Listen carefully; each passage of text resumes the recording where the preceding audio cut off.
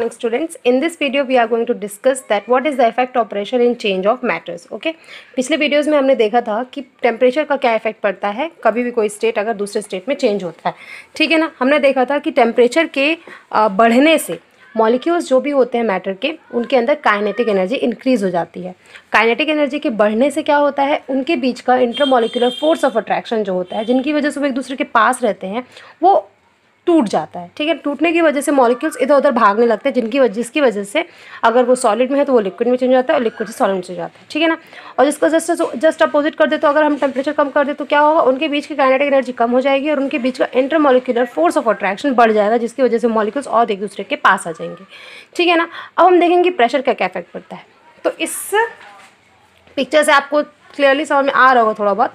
सबसे पहले पिक्चर में क्या दिया है, मान लीजिए एक कंटेनर लिया है, उसमें मॉलिक्यूल्स रखे हैं। ठीक है ना, मॉलिक्यूल्स क्या है, अभी उनके बीच में बहुत ज़्यादा स्पेस है। क्यों? क्योंकि इनको काफ़ी स्पेस दिया गया है और उनके अंदर काइनेटिक एनर्जी भी बहुत ज़्यादा है। मॉलिक्यूल्स कंटिन्यू इधर उधर मूव कर रहे हैं। ठीक है ना, मान लीजिए कोई गैस है, गैस के मॉलिक्यूल्स है, हमने क्या किया, प्रेशर बढ़ाया, क्योंकि हमें बेसिकली प्रेशर के बारे में पढ़ रहे हैं। हमने क्या किया, प्रेशर को बढ़ा दिया, मतलब पिस्टन को, और हम अंदर दबा दिए। ठीक है ना, ये जो दिख रहा है आपको, इसको हम पिस्टन बोलते हैं, जिसकी मदद से हम इसको नीचे प्रेस करते हैं।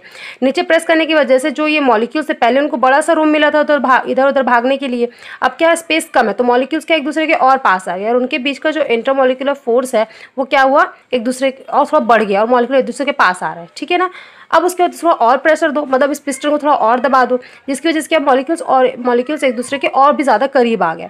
अब क्या हो रहा है, पहले ही गैस फॉर्म में था, गैस के मॉलिक्यूल्स क्या होते हैं, एक दूसरे से बहुत ज़्यादा दूर होते हैं, लेकिन अगर मॉलिक्यूल एक दूसरे के पास आ जाए, धीरे धीरे क्या होगा, उनके बीच का अट्रैक्शन बढ़ेगा और वो गैस से लिक्विड में चेंज हो जाएंगे। ओके, तो यहाँ पे क्या हो रहा है, इंटरमॉलिक्यूलर जो अट्रैक्शन है, फोर्स ऑफ अट्रैक्शन, वो क्या हो रहा है, बढ़ रहा है, और काइनेटिक एनर्जी क्या हो रही है, कम हो रही है। एनर्जी कम होने के कारण ये अभी ज़्यादा मूव नहीं कर पा रहे, ज़्यादा जंप नहीं कर पा रहे इधर से उधर। ठीक है ना, साथ ही साथ सेम चीज़ यहाँ हो रही है, इंटरमॉलिक्यूलर फोर्स ऑफ अट्रैक्शन बढ़ रहा है और काइनेटिक एनर्जी कम हो रही है। ठीक है ना, और साथ ही साथ एक बात आपको यहाँ ध्यान रखना है कि आपको टेम्परेचर भी कम करना है। टेम्परेचर कम करने से क्या होगा, सेम है वही, काइनेटिक एनर्जी कम होगी, और जब तक काइनेटिक एनर्जी कम नहीं होगी तब तक ये मॉलिक्यूलर एक दूसरे के पास नहीं आ सकते, क्योंकि अगर एनर्जी ज़्यादा होगी उतना ही वो इधर उधर भागेंगे। ठीक है ना, तो ये होता है इफेक्ट ऑफ प्रेशर। जितना आप प्रेशर बढ़ाएंगे, मॉलिक्यूल्स एक दूसरे के उतना ही करीब आएंगे। ठीक है ना, तो ये होता है इफेक्ट ऑफ प्रेशर। अब हम देखते हैं इंटर कन्वर्जन ऑफ मैटर। बहुत सारे टर्म्स आप अपने लाइफ में आपने सुना होगा, कंडेंसेशन, इवेपोरेशन, सब्लिमेशन। तो वो सब होता क्या है, तो एक्चुअली क्या होता है, एक स्टेट को जब हम दूसरे स्टेट में चेंज करते हैं तो उसके लिए कुछ हम टर्म्स यूज़ करते हैं। जैसे मान लीजिए अगर आपको लिक्विड को सॉलिड में चेंज करना है, लिक्विड को अगर आपको सॉलिड में चेंज करना है तो क्या यूज़ करेंगे आप, क्या बोलते हैं उसको, लिक्विड को अगर सॉलिड में चेंज करना है उसको हम बोलते हैं solidification. Okay,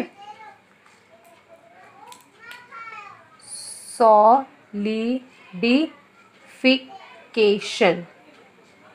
Okay, I will write here also solidification. Okay, अब सॉलिड को लिक्विड में चेंज करना है, उल्टा जस्ट, तो सॉलिडिफिकेशन का उल्टा क्या हो गया, इवेपोरेशन। हम जानते हैं जब भी हम, जैसे बर्फ़ है, बर्फ़ को हम गर्म करेंगे तो भाप निकलेगी, तो इससे क्या होगा, सॉलिड को लिक्विड में चेंज करना तो आपको मेल्ट, पिघलता है। ठीक है ना, तो उसको हम क्या बोलते हैं, मेल्टिंग। तो यहाँ पे MELTING, मेल्टिंग। तो सॉलिडिफिकेशन मेल्टिंग का अपोजिट हुआ। ओके, अब हमको लिक्विड को गैस में चेंज करना है, लिक्विड को गैस में चेंज करना है। लिक्विड को अगर हम गैस में चेंज करेंगे तो हम उसको बोलते हैं वेपराइजेशन। जैसे पानी को गर्म करते हैं तो भाप बनता है, गैस फॉर्म में चेंज होता है, तो उसको हम क्या बोलते हैं, इवेपोरेशन। तो सिंपली वेपोराइजेशन। Okay, vaporization. अब जस्ट अपोजिट देख लो, गैस को अगर लिक्विड में चेंज करना है तो कंडेंसेशन, गैस के मॉलिक्यूल्स को पास लाना पड़ेगा। जैसे क्या होता है, जब भी पानी गिरता है तो बादल क्या है, गैस के फॉर्म में है। जब गैस के मॉलिक्यूल्स एक दूसरे के पास आते हैं तब वो पानी बन के नीचे गिरते हैं, तो उनके बीच में एक्चुअली होता है क्या है, कंडेंसेशन।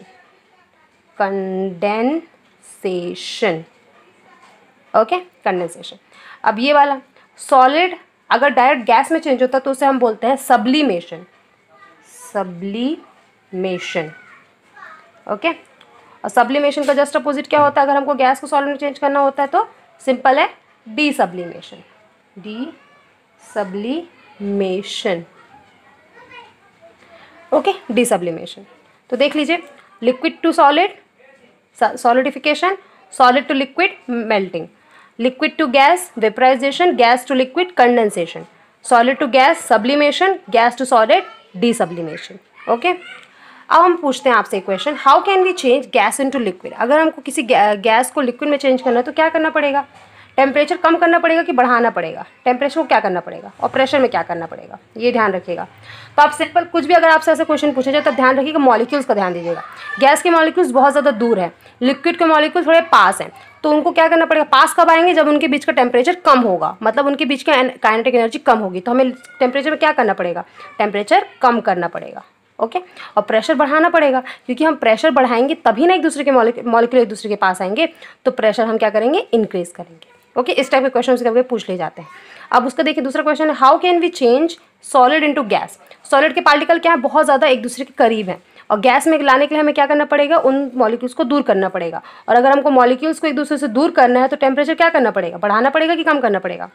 ध्यान सोचिए, हमें टेम्परेचर बढ़ाना पड़ेगा, क्योंकि टेम्परेचर बढ़ाने से क्या होता है, उनके बीच में काइनेटिक एनर्जी इंक्रीज हो जाती है। ओके, अब प्रेशर क्या करना पड़ेगा, प्रेशर को आपको कम करना पड़ेगा।